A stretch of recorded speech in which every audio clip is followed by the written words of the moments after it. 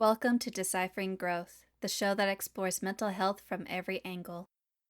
We bring you conversations with personal opinions, stories, and practical tips.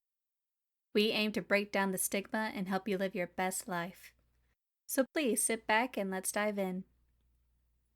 Before we begin, we want to remind our listeners that this podcast represents the opinions of Tiffany Graves, Eric Stone, and the show's guests.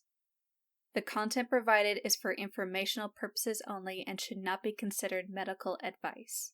Please consult a healthcare professional for any medical questions. The views and opinions expressed are our own and do not represent those of our workplaces. Listening, reading, emailing, or interacting on social media with our content does not establish a doctor-patient relationship.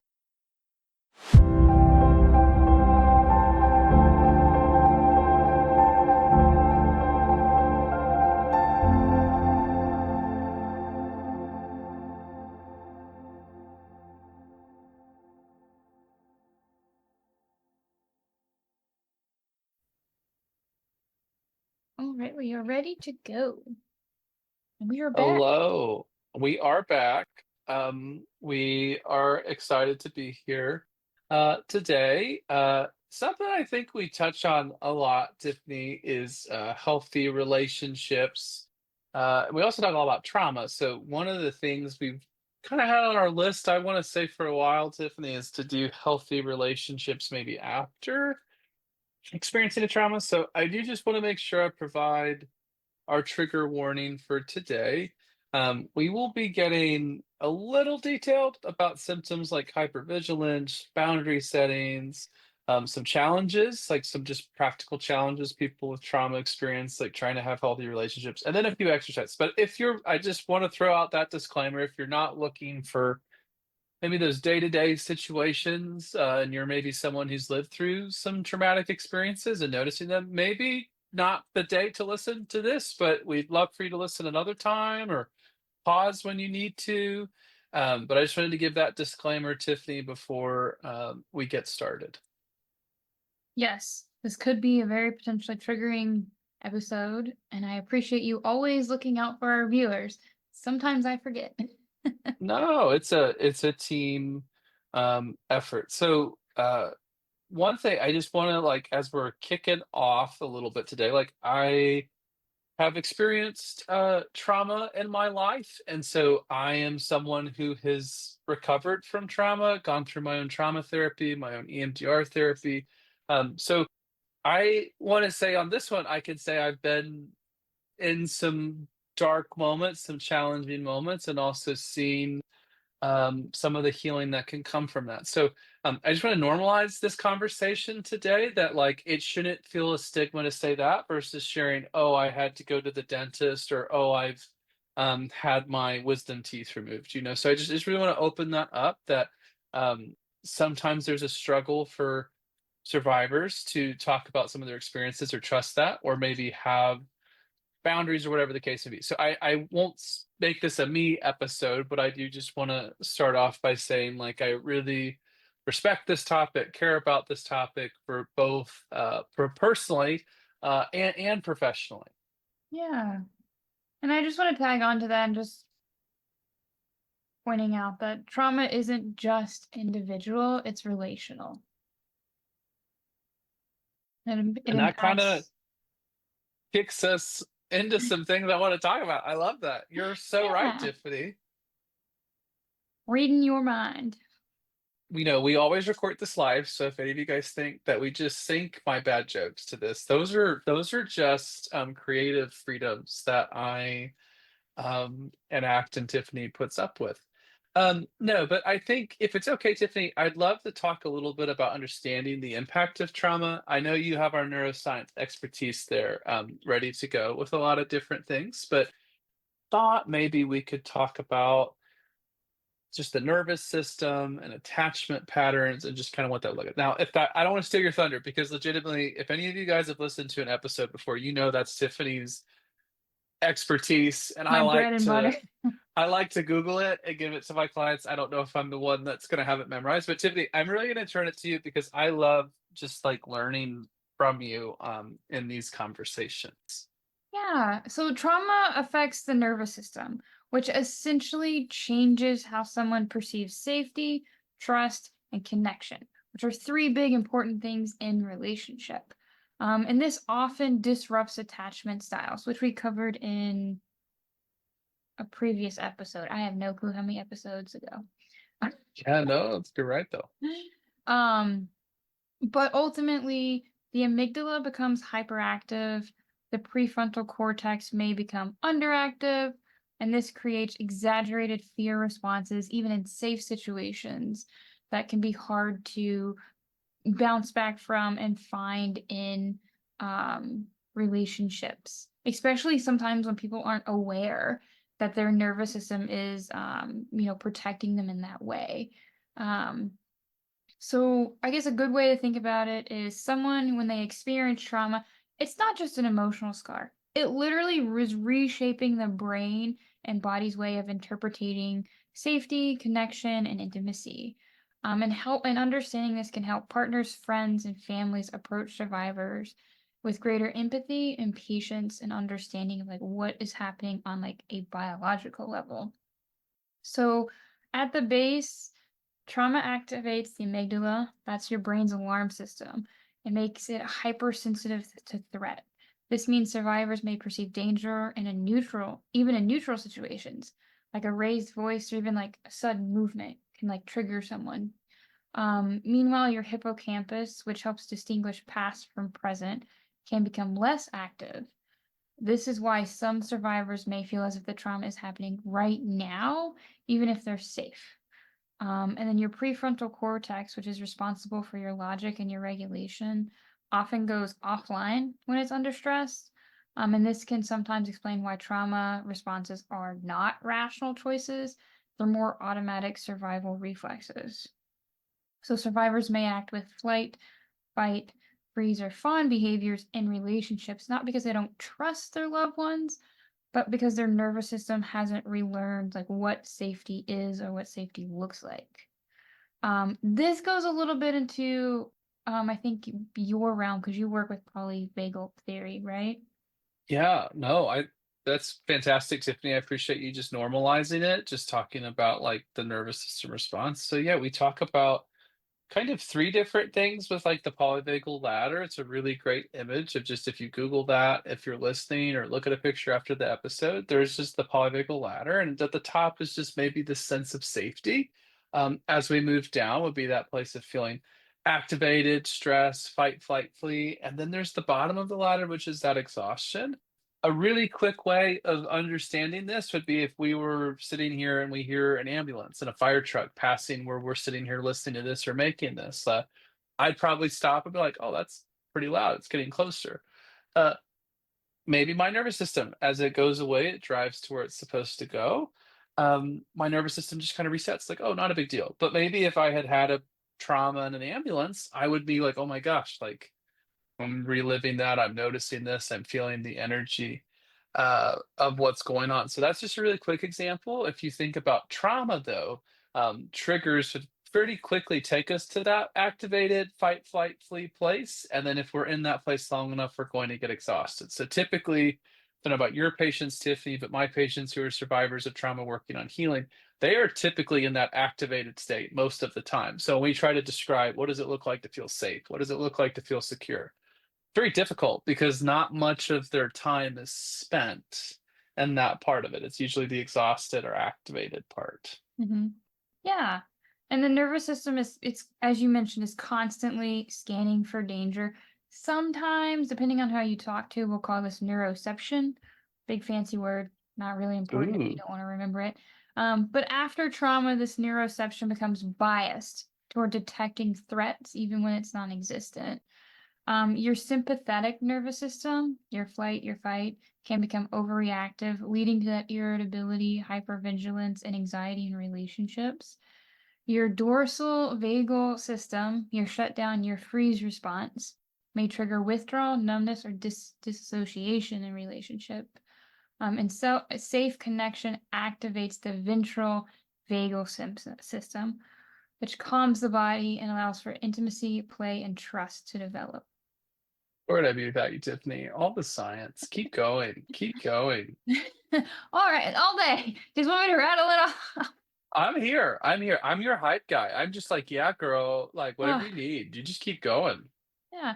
So partners and families can act as co-regulators. A calm voice, gentle presence, or predictable routine can help shift survivors' nervous system back into safety. Another thing to remember is trauma memories are often stored in sensory and emotional system. They're not just narratives. So a smell, tone of voice, facial expression, all of those things can trigger the same body state as the original trauma. The insula and anterior cingulate cortex, again, big words, don't really have to remember them. They're essentially regions that are linked to emotional awareness in your brain, and they can become hyperactive and intensifying sensations of fear and shame. Wow. Our oxytocin, cortisol are two big chemicals that love to sometimes not work right for us. Trauma Mm. increases baseline levels of cortisol, which is our stress hormone, which can keep the body on high alert. Safe relationships can release oxytocin, which is the bonding hormone, which reduces cortisol, lowers heart rate, and can help foster feelings of trust. Research actually shows that physical affection and supportive relationships can reduce physiological stress responses by up to 50%. And Wow. finally, neuroplasticity. Your brain is capable of rewiring itself through consistent safe experiences, therapy, and supportive relationship. Neuroplasticity allows survivors to gradually retrain their amygdala to be less reactive, strengthen the prefrontal cortex's regulation, and form new patterns of connections. This is why healing relationships matter so much. They provide the repeated safe interactions that literally help reshape your brain towards safety and trust. The biggest kind of blip, actually one of the biggest blips, the kind of takeaways, loved ones don't have to fix, air quotes here, the trauma. But just showing up consistently and being a safe space, you can become a part of the survivor's brain rewiring process, sometimes without even knowing you're aware of doing it. But ultimately, trauma doesn't mean you're broken. It doesn't mean your brain is broken. It just means your brain adapted to survive. And with safe relationships, compassions, and repeated positive experiences, those brain systems can adapt again towards safety, connection, and resilience. Can't get better than that, folks. There is no topping that. Thank you, Tiffany, for that really well researched and prepared piece on nervous systems and just like the role our families can play. And I would just throw out our animals, like we co-regulate with fellow mammals. So I mean, lots of my trauma sessions, my clients have their cats or dogs if they're cooperating. At the time of this recording, one of my dogs is not with me because they were not helping me regulate in any way, but I love them. Sorry, Ellie. You get a shout out. We can give shout outs to our pets in this. Just a few. Just a few. So one thing, just maybe moving to the next piece, I thought maybe Tiffany, we could talk about what healthy relationships maybe look like after an exposure to traumatic experiences. So um, it may just seem very basic, but sometimes we think about what is the definition of trauma, and like I would like to maybe just stress that a very general definition would be a deeply distressing or overwhelming experience that can have a significant and lasting impact on a person's emotional, physical, and social well-being. That can be caused by physical events, witnessing or learning about traumatic events, or repeated exposure to stressful or dangerous situations. So if you see that, there's no list of, hey, this is what everything, it can be really, anything can be traumatic in some sense, depending on what the situation is or what it means to the person. So, Tiffany and I are not here to be the trauma police and be like, okay, this is what is trauma, this is what's not. If it's traumatic to you, it's traumatic to you. And like really acknowledging that, I think, is really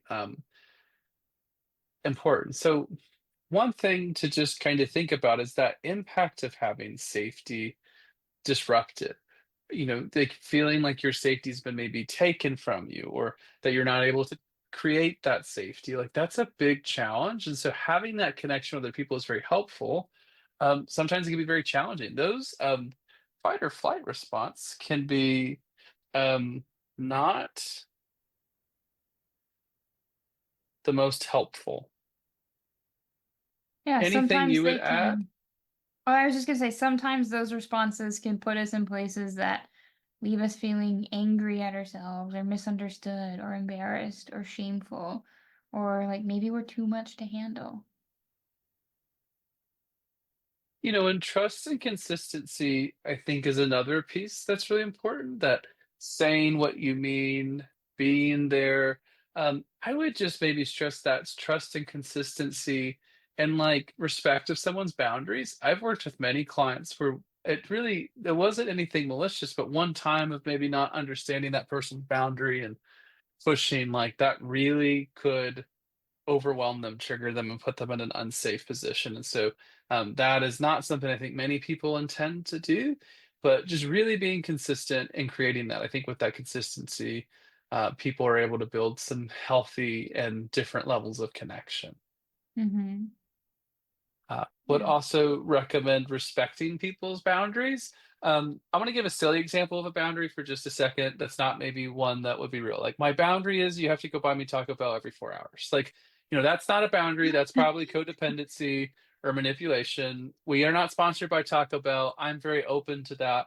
And also, that's probably not the healthiest thing for me to eat every 4 hours. So when I I was say gonna say boundaries, I that's a mean, lot of Taco Bell. one quesadilla every 4 hours, Tiffany, is that going to kill me? Maybe. Maybe. Um, that's not happening in case my family physician somehow gets this episode. But if it was, I'm not going to talk about it. But I we feel just like want they to would know. really, they would know. You're right. There's other ways that would show up for them other than listening to the podcast. But I'm going to just plug the podcast next time. You should listen to this. There's some info in here for you because they have so much free time. But we just want to respect each other's boundaries. So if someone says a boundary of like, hey, I don't want you to come approach me from behind ever. Don't ever come to me from behind. Don't talk to me loudly. Don't use that tone, this word. That, is what being trauma informed is. We don't get to pick what those boundaries are. And we want to just have support and interdependence so that, hey, I'm going to help you if you're having this episode. I'm going to help you if there's this challenge, but not codependence, which would be unhealthy and dysfunctional. Um, it is not always rainbows. I love Disney movies. I won't say which ones because inevitably somebody's going to be like, no, that's the wrong one to like. Uh, but if you think of that plot, things are good, things are challenging, things are great. There's that. That is not what healing looks like from trauma. Um, that can be a lot of different directions. It's very messy. One thing I just want to speak to fellow survivors is your healing. You don't really get to pick what that looks like. You can do the work, you can try to put yourself in opportunities, but it looks different for everyone. And I think one of my soapboxes is social media is a beautiful thing. And also, we kind of tend to glorify certain types of responses to trauma. Like we almost glorify, look how horrible that person had it, and look how strong they are. Look how it barely impacted them. Look at what their depression does. It makes them art. Look at their anxiety that gets their and we don't really like highlight the whole spectrum of symptoms. And like that's just one sliver. So I just want to encourage people like not everyone, we talk about stigma, not everybody's going to go out there and talk about, oh yeah, like I had this traumatic episode or I had this flare up, but I can't go. And like, some of that's just protection and nobody owes anybody a certain story, but that's very difficult. Yeah.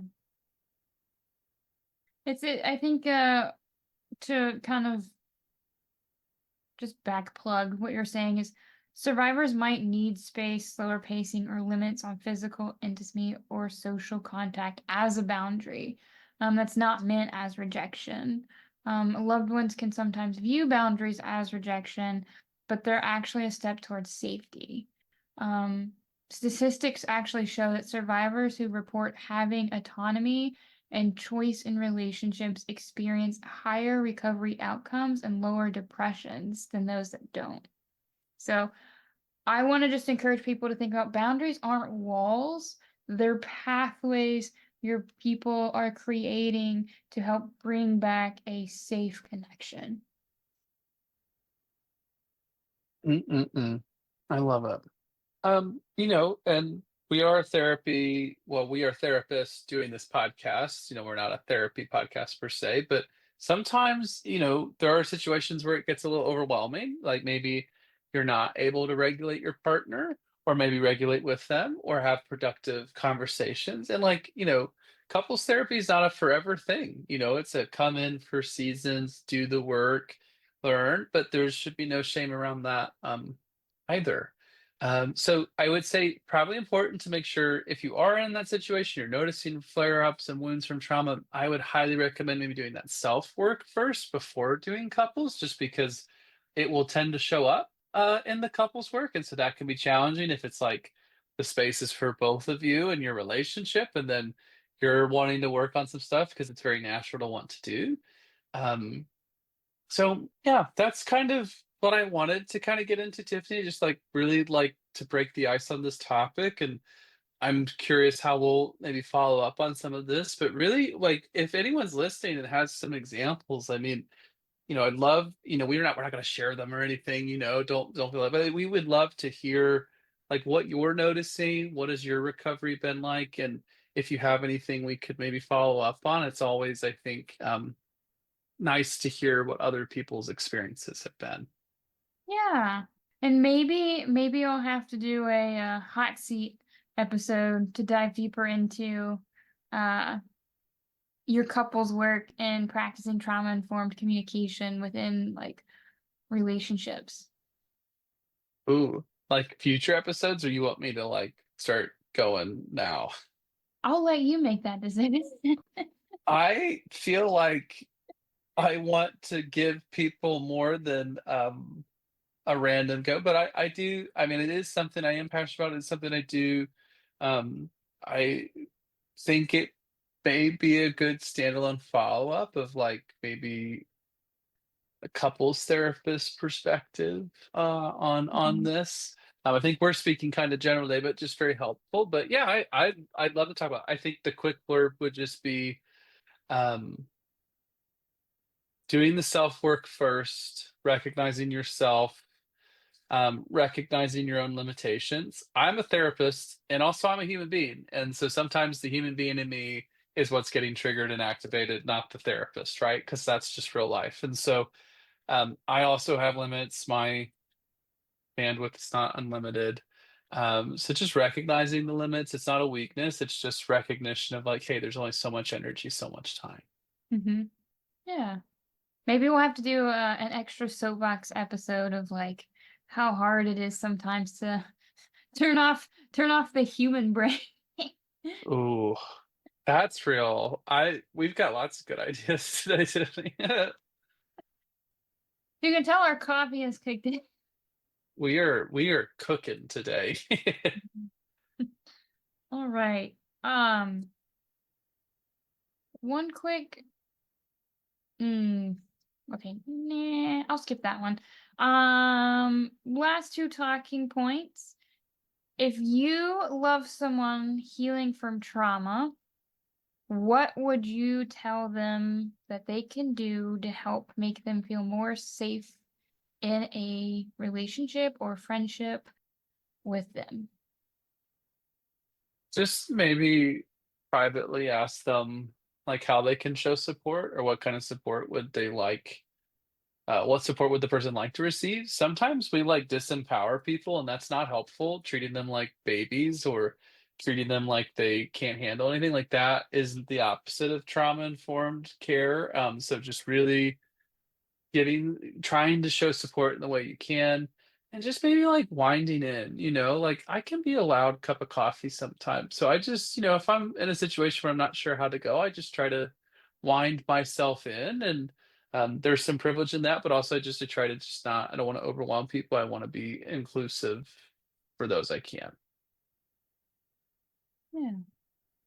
And then if you're the survivor, what is one boundary or request I can voice to help my loved ones support me better? And you can answer this one professionally or personally if you choose. What is one I love that we always record this slide. What is one request? Can you say that one more time? Yeah, what is one boundary or request I can voice to help my loved ones support me better? Oh, okay.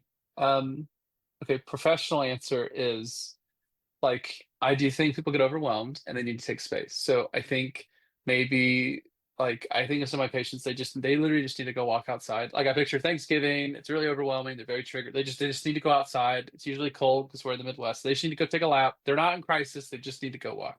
And so sometimes it looks like, hey, don't follow me, don't stop me. Like I think that people are like, no, no, no, stay, stay, stay. Like they think the stay, telling them to stay and keeping them in the room is helpful. Like it's not helpful. Like if someone is a grown adult and is not in an unsafe identified position, like let them get that space. Like that would be what I would maybe communicate if that's you and that's like, hey, I need that space. This is what I'm doing. I'm not unsafe.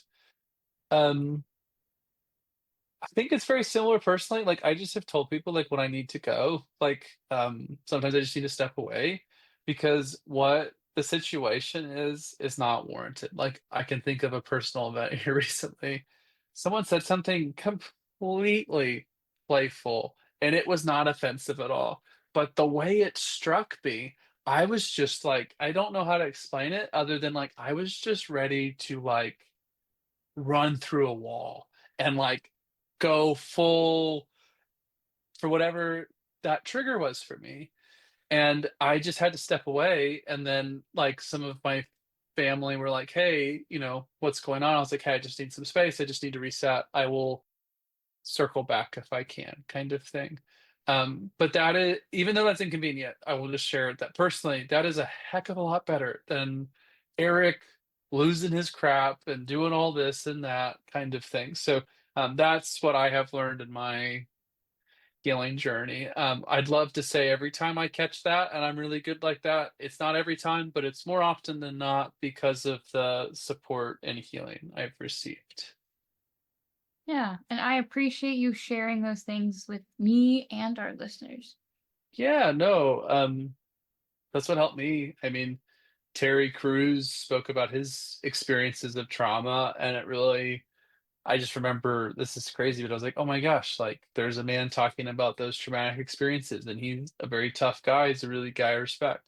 And so it's like, hey, that's cool, and we've even had people on the podcast that have talked, like my sister and Chris Perry talked a lot. I'm excited. I love that episode. I gonna replay that one a lot. But we've had people come on and talk about their experiences, and I just think that hits different to me than not like I mean, Tiffany, your science is awesome. I was like, I want to be real. I don't want to like I think that speaks a little differently sometime of like, hey, this is real. This isn't recording. And I think that speaks to why we're here is we care deeply about these topics. Yeah, science proves it's a thing. Well, unless you're not a science believer, but that's a whole nother book on a shelf. We're not even And gonna this pull isn't that the one right off. space. If you're here and don't believe in science, this is the right space for you. You might want to close your ears if you're not a science Yeah, believer. you've gone down the wrong algorithm, wrong rabbit hole, and you've gone too far. You need to turn around.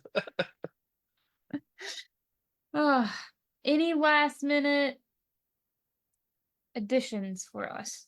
No, I appreciate everybody listening, and I hope I've not overshared in any way. It's not, I will just maybe throw a disclaimer that my experiences of healing and challenges is not going to be what everyone's is, but I do like to be um, real and not try to come from that surgical lens. Sometimes I want to be like, hey, this is what's going on. And I love the science background you've given us today, Tiffany. Like that is also very helpful. Yeah, and I just want to give a quick little blurb and remind everyone that trauma reshapes the brain and the body, but it does not erase Mm, a person's capacity for connection, safety, and love. Healing in relationships isn't about the grand gesture or instant fixes. It's about the small, steady acts of consistency, compassion, and respect for boundaries. Loved ones can play a profound role in recovery simply by being a safe presence, listening without judgment, and honoring the survivor's pace.